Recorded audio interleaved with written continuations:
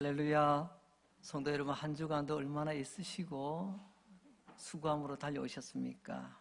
오늘 저와 여러분이 드리는 이 예배를 통하여 우리 하나님 영광 받으시고 하나님 약속하신 하늘의 은혜와 하늘 크신 복이 함께하는 복된 예배 되시기를 바랍니다. 이제 오늘부터 성탄절까지 성탄을 맞이하면서 새겨드려야 될 성탄 메시지를 몇 주 동안 전하려고 합니다. 오늘 그 첫 번째 시간으로 성탄의 향기, 겸손이라는 말씀의 제목으로 하나님의 말씀을 전하려고 합니다. 성탄절이 이제 다가오게 되니까 온 세상이 그 의미를 아는지 모르는지 아무튼 흉내를 냅니다. 보니까요, 성탄절 트리도 교회만 하는 게 아니고 백화점도 하고 또 가게에도 하고 어떤 사람 집에도 하더라고요. 또 예전과 다르게 또 성탄 크리스마스 캐롤도 이제 간간히 들려지는 것 같습니다. 눈에 보이는 성탄 장식, 귀에 들리는 성탄 음악, 이건 흉내 낼 수 있습니다. 그런데 곰곰이 생각해 보니까요, 성탄에만 우리가 나타낼 수 있는 성탄의 향기가 있더라고요. 이거는 교회만이 할 수 있는 겁니다. 그래서 오늘 말씀의 제목을 성탄의 향기라고 한번 정해보았습니다. 종교개혁자 마르틴 루터가 이런 말을 합니다. 교회는 이런 사람들의 것이다. 교회는 이런 사람들이다. 종교개혁 이전의 기독교를 우리는 카톨릭이라고 부릅니다. 카톨릭에서 전통적으로 교회라 할 때는요, 그때 그 교회는 건물을 지칭할 때가 참 많이 있습니다. 유럽의 도시들 다녀오신 분 아실 거고, 또 영상이나 다른 자료들을 통해서 볼 때도 특별히 유럽의 도시들은 가는 도시마다 도시를 상징하는 도시의 랜드마크가 아주 거대하게 지어진 대성당입니다. 우리가 두오모라고도 부르죠. 왜 이렇게 엄청난 성당을, 예배당을 지었을까요? 그것은 바로 교회는 건물이라는 생각이 자리 잡고 있기 때문에 그렇습니다. 뾰족하게 지극히 높은 첨탑은 하나님의 높으심을 표현한다고 그들은 그렇게 믿었던 것입니다. 그러나 루터는 종교개혁을 하면서 아니다, 교회는 이런 사람들이다. 가톨릭이 교회를 건물로 강조한다면 우리는 종교개혁 이후로 우리는 사람을 강조합니다. 저와 여러분이 교회라는 말이죠. 예배드리는 이 장소는 예배당이라고 우리는 부릅니다. 그래서 루터가 교회는 이런 사람들이라고 말할 때는요, 첫째, 교회는 예수 그리스도를 기억하는 사람들을 말하고 있습니다. 예수 그리스도를 기억하는 사람들, 그분이 나의 구세주, 그분이 내 인생의 주인이라고.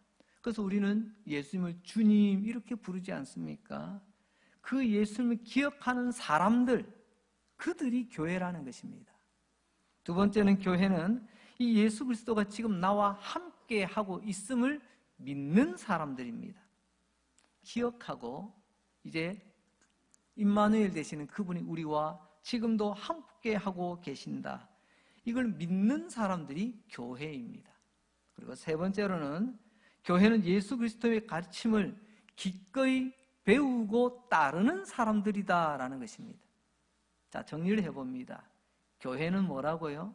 건물이 아니라 교회는 첫째, 기억합니다. 예수님이 나의 구주 되시고 나의 주인님 되신다고.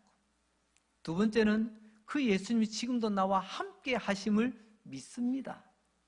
세 번째는요, 그 예수님의 가르침을 받아들이고 배우고 따르는 사람들, 그들을 우리는 통칭하여 교회라고 부르는 것입니다. 그리고 그 사람들을 성경에서 또 다른 용어로 부르는데요, 그들을 제자라고 부릅니다. 성경에 구원받은 우리에 대한 호칭들이 여러 가지 나오죠. 너는 하나님의 자녀, 구원받은 백성, 그리스도의 신부, 거룩한 무리, 성도라고 말입니다. 다 맞습니다. 다 우리를 지칭하는, 즉 교회를 지칭하는 말들이죠. 근데 우리가 잊고 사는 호칭 중에 하나가 바로 제자라는 말입니다. 제자가 교회를 지칭하는 호칭이라는 것을 우리는 깜빡 잊을 때가 있습니다. 제자는 교회에서 그래도 열심히 있고 좀 나름대로 뭔가 좀 하려고 하는 사람, 그 사람들이 제자 아닌가라고 우리는 생각할 때가 있다는 거죠. 그래서 너무나 많은 사람들이 잊어버린 바로 그 말, 교회는 곧 제자입니다. 반대로 말하면 제자들이 교회를 세우는 거예요.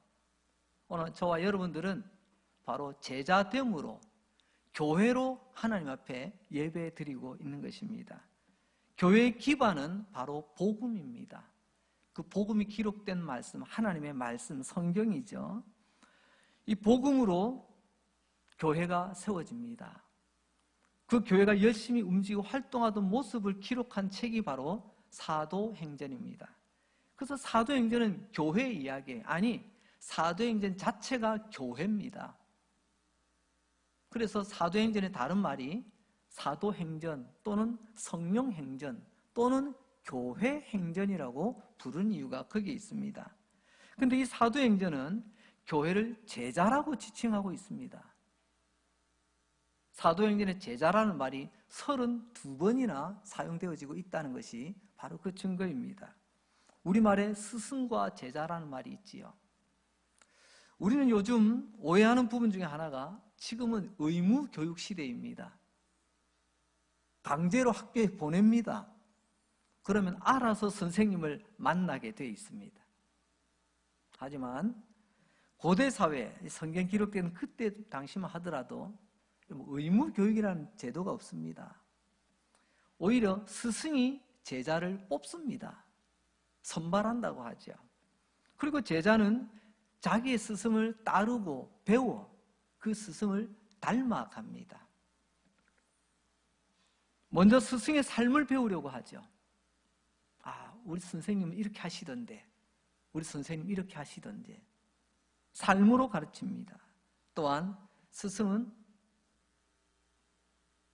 삶뿐만이 아니라 보여주고 또한 그가 알지 못하는 부분들을 가르쳐 깨닫게 해줍니다. 그래서 이 스승에 대한 용어가 각 지역마다 다른데요. 유교권에 있는 우리는 선생 또는 선생님, 우리는 또 스승 이렇게 우리는 표현하고요. 인도에 가면 구루라는 말을 쓰기도 합니다. 구루라는 말이 그 분야의 선생님이라는 말이지 않습니까? 그리고 성경의 배경이 되는 유대 사회에서는요, 랍비라는 말을 씁니다. 랍비. 예수님을 향해 제자들이 랍비여라고 부르기도 하지 않습니까? 이런 예수님은 사람들에게 외칩니다. 나를 따라오너라. 보세요. 의무 교육이 아닙니다. 너희들 동사무소에서 보내서 왔구나. 저기서 보내서 왔구나. 이게 아니에요. 나를 따라오너라. 스승이 제자를 선발합니다. 나를 따라오너라. 그러면 그 제자들은, 택함받은 제자들은 예수님을 따릅니다. 나를 따라오너라 라는 이 말은 너는 내 제자가 되거라 라는 말이라는 거죠. 그 대표적인 인물들이 우리가 잘 아는 12제자라고 말할 수 있습니다. 차를 타고 가다 보면 오후쯤 되면 MBC 라디오에서 이런 소리 들립니다. 지금은 라디오 시대. 이렇게 나옵니다. 오전에 가면요. 지금은 여성 시대. 이런 것도 들리더라고요. 지금은 누가 뭐라 해도 스펙 시대입니다. 스펙이 뭐냐? 그 사람의 경력, 이력, 그 사람이 뛰어난 어떤 업적들, 이것을 우리는 스펙이라고 이야기하죠. 예수님이 제자가 된다는 것은요, 내 생에, 내 삶에 스펙 하나를 더 누리는 것이 아닙니다. 내가 죽는 날까지 예수님께 배우겠습니다 라는 거예요. 제가 말씀드렸습니다. 여러분, 몇 년까지, 몇 세까지가 아니고요, 죽는 날까지 배우는 사람이 제자입니다. 우리는 지금 호흡하며 살아있다면 우리는 계속해서 예수님을 배워야 될 제자라는 사실입니다. 그게 교회고 그게 저와 여러분의 모습입니다. 이처럼 제자는 반드시 그 스승에게 배우고 배운 것을 삶으로 살아내야 될 사람들입니다. 무엇을 배웁니까? 내가 따르는 선생님의 삶을 배우고 가르쳐 주신 내용을, 그 교훈을 기꺼이 배우려고 하는 사람, 그 사람이 바로 제자죠. 성경은 바로 이런 사람들을 예수님의 제자라고 하고 이런 제자들을 통해서 교회가 세워지는 겁니다. 자, 이 말을 조금만 정리하면 이겁니다. 예수님의 삶을 배우려 하지 않고 우리에게 주신 말씀을 배우려고 하지 않는 사람이 어찌 제자라고 할 수 있겠어요?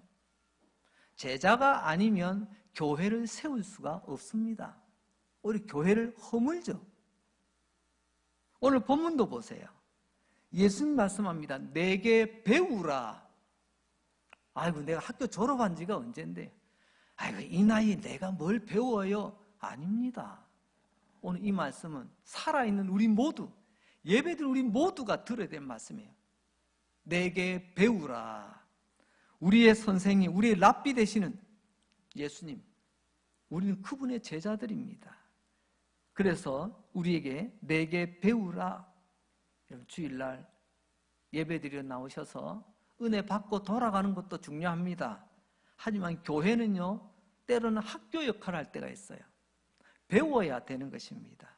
신앙을 배우고 신앙인의 삶을 배우는 것입니다. 내게 배우라, 이것은 두 가지로 해석이 됩니다. 첫째는 나에게서 배우라. 예수님은 말씀하십니다. 우리의 선생님 되시는, 우리의 랍비 되시는, 우리의 스승이신 예수님에게 배우라는 것입니다. 그 예수님 우리에게 말씀을 남겨주셨잖아요. 그래서 우리는 그 예수님을 말씀으로 만납니다. 말씀을 배우는 이유가 바로 거기 있는 것입니다. 목사님, 내 친구가 이렇게 하던데요. 목사님, 다른 데서 뭐 이런 이야기 하던데요. 여러분, 그것은 스승의 가르침을 받는 제자의 태도가 아닙니다. 여러분이 예수님의 제자라면 예수님에게 배워야지요. 만약 그것이 옳다 싶으면 그 친구 따라가면 되는 겁니다. 그 사람 따라가면 되는 거예요. 우리는 예수님에게 배우는 사람들이에요. 그 예수님이 우리에게 주신 말씀으로 배우는 사람들입니다. 두 번째로는요, 나를 배워라고 말씀하십니다. 우리는 예수님의 제자입니다. 누구에게요? 배웁니까? 예수님에게. 그리고 그분이 남겨주신 말씀. 우리가 예수님의 제자라면 예수님에게 배워야 되지만요, 또 예수님을 배워야 합니다. 이게 무슨 말이냐면, 유대 사회에서 배운다라는 말은요, 정보를 입력한다, 지식을 모은다, 여기서 멈추지 않습니다. 유대 사회, 예수님께서 말씀하신 배운다, 이 의미는요, 너희가 안다면, 받아들였다면 그렇게 살아내라는 것입니다. 우리가 배운 대로 삶으로 이어지는 것, 이게 온전한 배움이라는 거죠. 그러니까 한마디로 말하면 뭡니까? 예수님을 배운다는 것은 예수님처럼 살라는 것입니다. 예수님의 말씀을 받아들일 뿐만이 아니라 예수님 말씀대로, 예수님 살아가셨던 그 행적대로 우리가 살아내는 것. 어떤 제자 훈련 한 프로그램 수료해서 끝나는 게 아닙니다.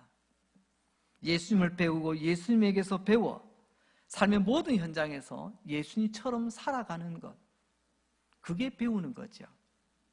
자, 그렇다면 첫 번째로 예수님의 제자가 배워야 될 필수 과목이 있습니다.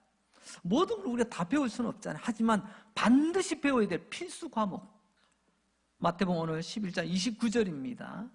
나는 마음이 온유하고 겸손하니 나의 멍에를 메고 내게 배우라. 예수님은 우리에게 배울 과목을 온유와 겸손이라고 말씀합니다. 사실 온유와 겸손 따로 말씀되어 있지만 여러분, 온유하지 않은 겸손, 겸손하지 않은 온유가 어디에 있겠습니까? 실제로는 예수님께서 이 말은요, 온유한 겸손을 배우라, 이런 의미로 사용한 겁니다. 왜냐하면 때로는요, 겸손하지 못한 온유가 있고요, 온유하지 못한 겸손이 있기 때문에 그렇습니다. 오늘 우리가 예수님으로부터 배워야 될 바로 필수 과목은 겸손입니다.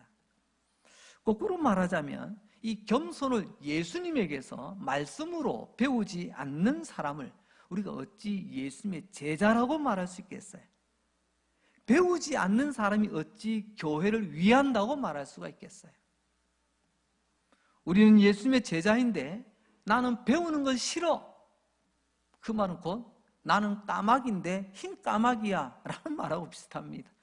까마귀가 왜 까마귀입니까? 까만 새니까 까마귀라고 우리가 이름을 붙였잖아요.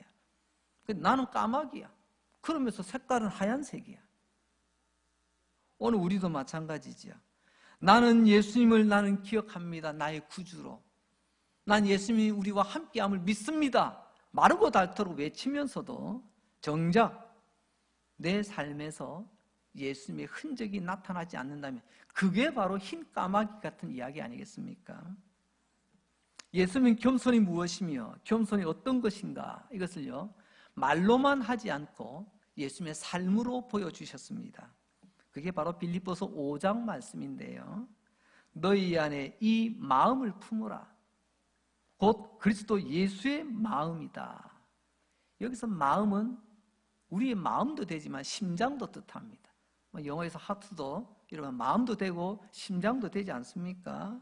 이 말을 조금 우리가 기억하기 쉽게 바꾸자면 너의 심장을 예수님의 심장으로 이식하라는 겁니다. 나의 심장이 예수님의 심장이 되기를 원한다.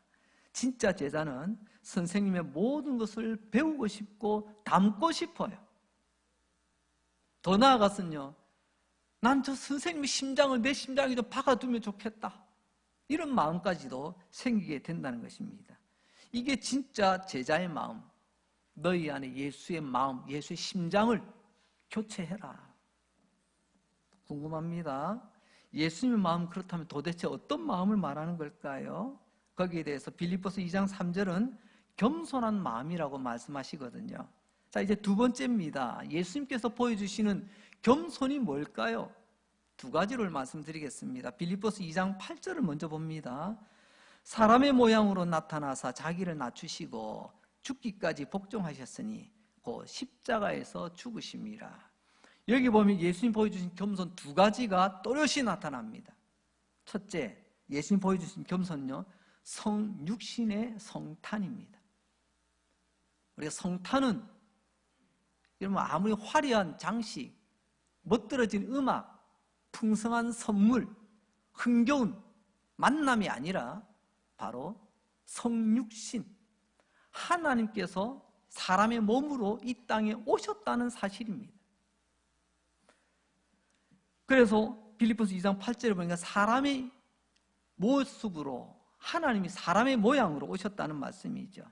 우리에게 이것을 말하면요 아마 기절하실 분들 많이 계십니다. 내가 누군데 말이야, 나를 뭘로 보고 말이야, 나보고 내려가라고. 예수님은 여러분 하나님이신데 낮고 낮 이곳으로 내려오셨잖아요. 근데 우리 예수님 한번 보세요. 내가 누군데 한 번도 그런 적이 없습니다. 근데 우리는요 올라가는 건 좋아하는데 여러분 올라가는데 내려오라고 하면요 그렇게 불편해합니다. 그렇게 속상해하고요. 어느 책에 보니까 이런 글이 있어서 제가 한번 인용을 해봅니다. 이 세상의 어떤 군왕도 예수님보다 낮출 수 없고 우주의 어떤 별도 이보다 낮은 자리로 내려올 수 없다. 이 말은 가장 높은 우주의 어떤 별도 하나님이신 예수님이 인간이 되어 이 땅에 오신 그 낮아지심, 겸손을 흉내낼 수도 없다는 말이겠죠. 빌립보서 2장 6절에는 그분은 근본 하나님의 본체라고 말합니다. 그러니까 예수님은요 하나님 그 자체라는 말이죠. 그 존귀하고 높으신 하나님 예수 그리스도께서 인간, 여러분 창조주가 피조물이 되어 내려오셨다는 것입니다. 왜요? 저와 여러분 우리를 구원하시려고 이 땅으로 내려오심, 낮아지심이죠. 이게 바로 예수님이 보여주신 첫 번째 겸손입니다. 낮아지심. 두 번째, 예수님이 보여주신 겸손은요 십자가의 죽음과 고난입니다. 고난과 죽음이죠. 성육신의 성탄이 하나님이신 창조주 하나님께서 인간이 되신 사건이라고 한다면 십자가는 인간이 아니라 이제 죄인이 되는 사건을 말하고 있습니다. 죄인이 되셔서 나 같은 죄인 대신 형벌을 받으시는 거죠. 그게 십자가의 고난과 죽음입니다. 성육신의 성탄과 이 십자가의 사건은 예수님의 생애의 가장 중요한 부분입니다. 이 생애가 하나님이 인간이 되시고 인간이 죄인이 되신, 결국에는 흠없고 존귀하신 하나님의 마지막에는 죄인처럼 죽으신 것, 이게 바로 우리의 스승, 우리 예수님이 우리에게 몸소 보여주신 겸손의 모습이라는 것입니다. 그럼 우리는 누군가요? 목사님, 오늘 설교 참 좋은데요? 여러분, 설교가 좋은 게 아니라 우리는 제자입니다. 이걸 명심하셔야 됩니다. 그분께서 목사의 입을 통하여 전하는 말씀, 그 말씀을 배우려고 하는 사람이 제자입니다. 그 예수님의 겸손을 오늘 우리는 배워야 되고, 배운 대로 우리는 살아내야 될 숙제가 있습니다. 목사님, 내가 왜 그렇게 살아야 되는데요? 아마 불편한 분이 계신지도 모르겠습니다. 답은 분명합니다. 앞서 말씀드렸죠? 우리는 제자이기 때문에 그렇습니다. 제자가 아니면 안 배워도 돼요. 왜? 제자가 아닌 사람은 교회랑은 상관이 없거든요. 나는 그냥 교회만 다니고 싶은데, 여러분, 그냥 다니는 교회는 없습니다. 다시 한번 정리합니다. 교회는 제자입니다. 그냥 교회는 없어요. 제자는 배워야 되는 거예요. 죄송합니다. 나를 어떻게 보고, 여러분 도대체 누구길래 누구에게 어떻게 배우셨습니까? 우리의 스승 되신 예수님, 그리고 하나님의 말씀으로 배우셨습니까? 아니면 이런저런 풍월로 나보다 먼저 교회 나간 어느 선배님 보고, 누구 보고 그렇게 배우셨나요? 예수님에게 배우고 예수님을 배우시고, 그분께서 우리에게 주신 말씀을 통해서 배우시는 참 제자가 되시길 바랍니다. 오늘 본문 마태복음 11장 내게 배워라. 무엇을 배우라고 강조하시죠? 겸손을 배워라. 빌립보서 2장 8절 너의 심장을 바꿔라. 예수님의 심장은 바로 겸손의 심장이었습니다. 이제 마지막으로 세 번째, 그러면 다시 한번 성경이 말하는 겸손을 한번 총 정리를 한번 해보겠습니다. 겸손이란 말은 일단 자기를 낮추는 행위겠지요. 예수님도 낮아지셨습니다. 저 영광스러운 보좌에서 창조주 하나님께서 낮고 천한 이곳으로 피조물 되어 이 땅으로 낮아지셨습니다.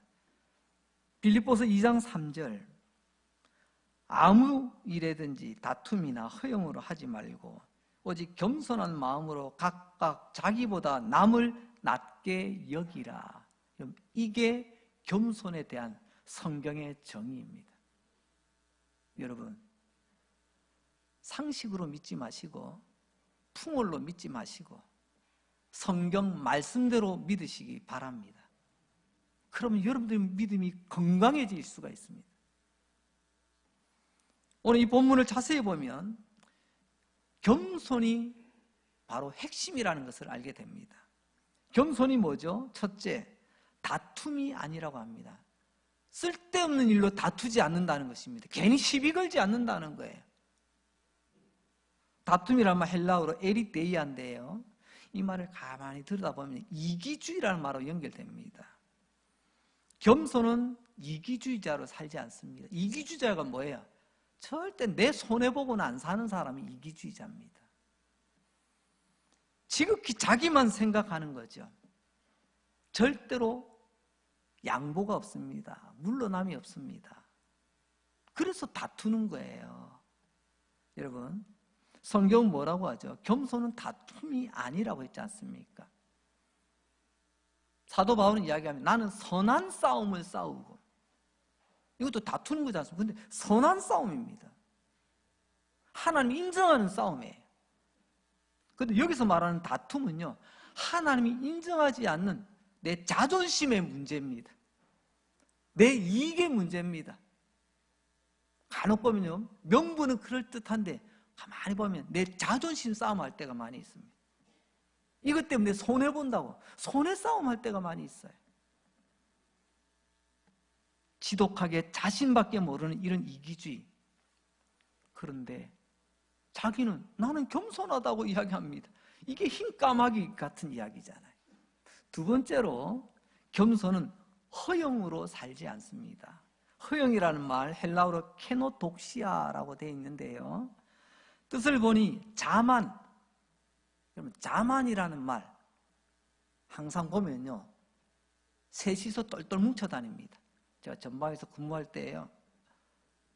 항상 이동할 때는 3인조 이동하라고 늘 가르치더라고요. 3인조. 자만도 혼자 돌아다니지 않습니다. 자만의 옆에는요, 삼총사 친구가 있는데 교만이 있고 거만이 있습니다. 자만, 교만, 거만. 완전히 한번 들어보셨죠? 저는 그것을 이렇게 구분해 봅니다. 자만은요, 나 잘났어. 내 잘난 맛에 사는 콧대가 높은 사람. 두 번째 교만은요, 좀 배운 사람입니다. 나 많이 배웠어. 나 가방끈 길어. 나 당신보다 더 똑똑해. 거만은요, 나 당신보다 부자야. 나 당신보다 많이 가졌어. 이 셋이 똘똘 뭉쳐 다니는 거예요. 겸손은 자만하지 않고 교만하지 않고 거만하지 않습니다. 그리고 이 허용이라는 말은 자만과 함께 착각이라는 말이 또 포함이 되어 있습니다. 착각이라는 말 이겁니다. 쉽게 말하면 내 없이는 아무것도 안 되는 줄 알아요. 내가 안 하면 이 일 못하는 줄 알아요. 이게 엄청난 착각입니다. 여러분, 나 아니더라도 일이 됩니다. 하지만 그 일은 내가 쓰임 받는다는 자체가 감사한 일이라는 거 모르고요. 그래, 나 없이 하면 되는가 봐라. 그러면서 자리를 확 비워버리는 거예요. 이게 자기 착각입니다. 겸손은 이런 허영으로 살지 않습니다. 자만하지 않고 착각하지 않는다. 세 번째 겸손은요, 나보다 남을 낮게 여깁니다. 제가 모션을 취했습니다. 나보다 남을 낮게 여깁니다. 여러분, 남보다 나를 낮게 여기는 것, 그게 이기심이라고 했습니다. 나보다 남을 막 깔아뭉개는 거예요. 낮추는 거예요. 하지만 겸손은요, 나보다 남을 높여주는, 남을 낮게 여기는 것을 겸손이라고 합니다. 예수님이 이것을 우리에게 보여주시고 가르쳐 주셨습니다. 우리가 예수님의 제자라면 이걸 보고 듣고 배워 또 우리도 그렇게 살아내야 되지 않겠습니까? 가끔 이렇게 저렇게 만나보면요, 우리 흔히 하는 누군가를 막 까는 사람이 있어요. 그런 사람 조심하시기 바랍니다. 저도 항상 그런 사람은요, 1순위로 조심합니다. 내 앞에서 저 사람 까는 것은 돌아서서 나도 깔 사람이구나, 여러분 그렇게 생각 안 되세요? 하지만 앞에서 누군가를 낮게 여기는 사람이 있습니다. 높여준 사람이 있습니다. 그런 사람은 웬만하면 저를 좀 가까이 하고 싶어요. 왜요? 저 사람은 내 앞에서도 저렇게 말씀하신 정도면 돌아서서도 나에 대해서는 높게 여기는 말을 하겠구나. 얼마나 귀해요. 오늘 보세요. 예수님의 겸손을 보고 배운 사람은요, 남을 함부로 말하지 않습니다. 남을 나보다 낮게 여깁니다. 나이 문제 아닙니다. 성별 문제 아닙니다. 여러분, 지식과 학력과 재력이 아니에요. 심지어는 꼬마 아이를 보기에도 그 아이를 귀하게 여깁니다. 아이고 참 네가 귀하다, 복되다, 칭찬해 줍니다. 예수님은 우리가 단순히 교회 다니는 사람, 출석하는 사람으로 멈추기를 원하지 않습니다. 예수님은 우리가 예수님에게서 잘 배우고 배운 대로 잘 살아가서 그 사람 곁에만 가면, 제가 어릴 때 이런 노래를 들은 적이 있거든요. 당신에게선 무슨 냄새가 나죠? 장미향이 난다는 노래가 있었어요. 뭐 요즘은 안 들리지만 저는 그 가사가 너무 멋진 표현이었어요. 그 사람 곁에만 가면 뭔가 향이 느껴져요. 당신에게선 꽃내음이 난답니다. 장미꽃 향이 난대요. 우리 성탄을 맞이하면서 세상이 흉내내는 그런 번쩍번쩍거리고 화려하고 멋들어진 장식과 음악은 흉내낼 수 있지만 이 성탄의 향기는 예수님의 제자들, 교회만이 나타낼 수 있는 향기입니다. 과거 우리 기독교는 참 핍박을 많이 당했습니다. 박해를 많이 당했죠. 특히 초대교회 때는 더더욱 심했습니다. 그러다가 주후 313년 로마의 콘스탄티누스 황제가 기독교를 공인했다. 이게 역사책에도 나와요. 세계사책에도. 여러분, 공인이라는 말이죠. 공식적으로 인정해 준다는 말입니다. 그럼 그전에는요, 인정 안 해줬어요. 우리로 말하자면 저 기독교 저거 이상한 사이비 이단 집단들 같아. 우리 사회 질서를 무너뜨리고 이거 이런 적도 가만두면 안 되는데, 그래서 말로 표현하지 못한 엄청난 핍박을 가했습니다. 그런데 313년에 기독교를 공인, 사입이 아니야, 이단들 아니야, 괜찮아 공식적으로 인정을 해줍니다. 그러다 세월이 흘러 392년에 가게 되면 데오도시우스 황제라고 하는 사람이 그 기독교 우리 로마 제국의 공식 종교다 라고 선언을 합니다. 기독교 선언을 해요. 그때 당시 로마 제국의 기독교 인구가 얼마나 있었을까요? 아마 정치적으로 감각이 있는 분은요, 그때 기독교인들이 숫자가 많아가지고 표가 많으니까 이 정치적으로 그 사람들 손들어준 거 아니야? 아마 이렇게 또 생각하는 분이 계실지도 모릅니다. 우리가 그렇지 않습니까? 우리 현실이 정치한다는 사람은 표 된다 하면 어디든지 달려가잖아요.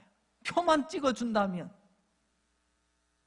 이때도 그랬을까요? 아닙니다. 자료를 보니까 당시 그 로마 사회의 기독교 인구는 10%도 안 됐답니다. 열에 하나도 안 됐대요.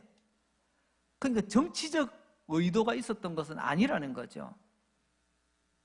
근데 왜 기독교를 국교로 공인을 했는가? 한마디로 말하면 로마 인구의 10%도 되지 않지만 로마인들이 이 그리스도인들, 초대교회 이 그리스도인들을요, 첫째는 두려워하고 둘째는 부러워했다는 것입니다. 이 두 가지 이유입니다. 무엇을 두려워했죠? 그들을 핍박할 때 심지어는 사자의 바위대로 던져놓고 정상적인 사회 활동도 못하도록 그렇게 위협하고 그렇게 불편을 주고 그렇게 제약을 해도 당당하더라는 것입니다. 사자 앞에서도 당당하고. 여러분, 어떤 어려움에서 당당한 사람 앞에서 괜시리 겁이 납니다. 이게 로마인들의 모습이었어요. 저 사람들은 뭐지? 도대체 뭐기에? 나는 죽음이 제일 두려운데. 당시도 마찬가지입니다. 천하를 제패했던 로마라고 할지라도 자기 목에 칼을 들이내고 죽을래 살래 이 소리 하면 아무 소리 못하고 하자는 대로 하지요. 아마 그랬을 겁니다. 근데 죽음 앞에서도 눈도 끔찍하지 않고 당당하게 죽음을 받아들이던 초대교인들, 도대체 그들이 믿는 신앙이 뭐길래 죽음도 두려워하지 않냐? 첫째는 두려웠어요. 또 한편으로는요, 어떻게 저렇게 또 살 수 있을까? 나 같으면 저렇게 못 살 것 같은데 도대체 그들이 믿는 신앙이 뭐길래 그들이 신앙을 부러워하기 시작했습니다. 이 두 가지, 두려움과 부러움, 이것 때문에 결국에는 차라리 이들을 인정해 준 것을 떠나서 우리도 이제 그 기독교를 국교로 삼고 모든 사람이 우리나라에 사는 사람 다 그 종교 믿도록 하자. 그래서 기독교를 국교로 선언을 한 것입니다. 세상은 그리스도인들을 두려워하고 또한 그리스도인들을 부러워했습니다. 여러분, 이게 지금 우리가 잃어버린 가장 소중한 가치입니다. 세상은 우리를 두려워하지 않습니다. 오히려 만만하게 보죠. 교회를 만만하게, 교인을 만만하게. 우리를 부러워하지 않습니다. 오히려 우리를 향해서 손가락질합니다. 왜 그렇게 됐을까요? 베드로전서 3장 15절, 너희 마음에 그리스도를 주로 삼아 거룩하게 하고 너희 속에 있는 소망에 관한 이유를 묻는 자에게 대답할 것을 항상 준비하되 온유와 두려움으로 하라. 세상은 교회에게 물었습니다. 어떻게 죽음 앞에서도 그렇게 당당하고 용감할 수 있냐고. 그런 우리에 대해서 두려움을 느꼈어요. 그리고 우리를 부러워했습니다.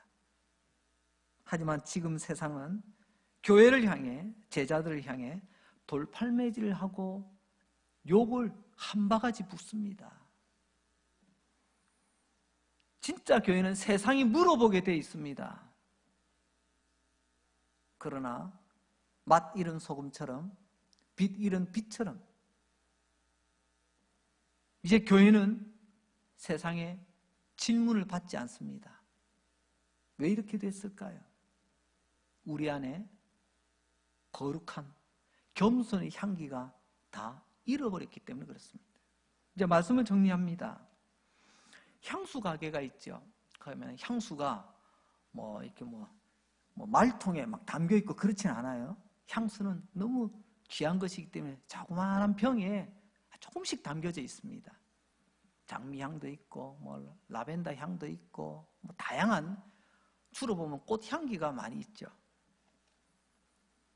근데 어떤 병에 보게 되면 그 병에 라벨이 붙어 있습니다.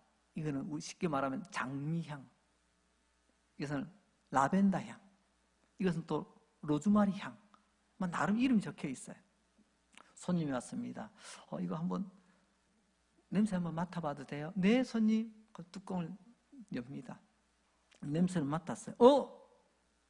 분명히 내가 병에는 장미향이라고 적혀 있는데 냄새는 로즈마리가 난다. 이걸 우리 뭐라고 하죠? 그때 표기된 내용과 내용물이 다른 것을 우리는 불량품이라고 합니다. 불량이죠.